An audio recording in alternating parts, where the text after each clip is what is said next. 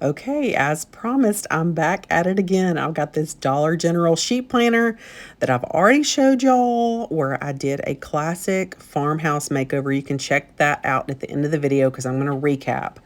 But I picked up an extra planner because if you visited my blog at hammondsnest.com and you saw the details on the first makeover, I listed all the different finishes that I thought would be so beautiful in this planner. So it was very hard to decide what I wanted to do with the second one. And seeing as how it's one of those prized things that if you happen to find one of these in Dollar General, it's like a golden ticket. So I just did a couple coats of matte flat black. That's all that I did for this one, but there's a part 2 to this, so keep watching because I went ahead and staged it because to me that just looks like cast iron, just beautiful cast iron or black pottery. There's lots you could do.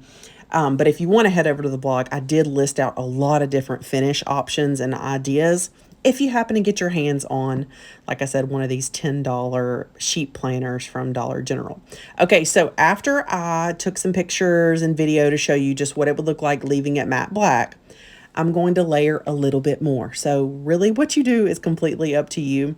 But I took some matte Mod Podge, some instant coffee, and some ground cinnamon, and I'm just doing a faux rusty technique. And my hope was that combining the extra texture and orange color of the instant coffee along with my normal cinnamon rust technique, this is where you put the Mod Podge down and the cinnamon sticks to it, and then you seal it with more Mod Podge or clear sealer spray, and it gives you that rusty look.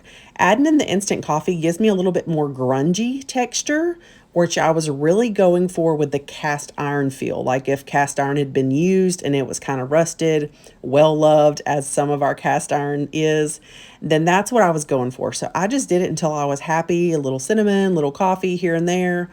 And the instant coffee, when it gets combined with the Mod Podge, like I said, forms this grunge because it almost starts to dissolve it, while the cinnamon really doesn't dissolve the same way. So you get that beautiful texture. It's a varied texture that I really love. It makes it really interesting to look at and really authentic in the end. I'll show you the finished results. It's going to look so good. So once I got that on there, I dried it a little bit just to see where I might want to add a little bit more cinnamon. So I put a little bit more wet Mod Podge and sprinkled some cinnamon. And then I just took it outside and did some matte clear spray. And I was finished with it. I love it so much. I'm going to give you lots of different angles and looks just to see the varied finish.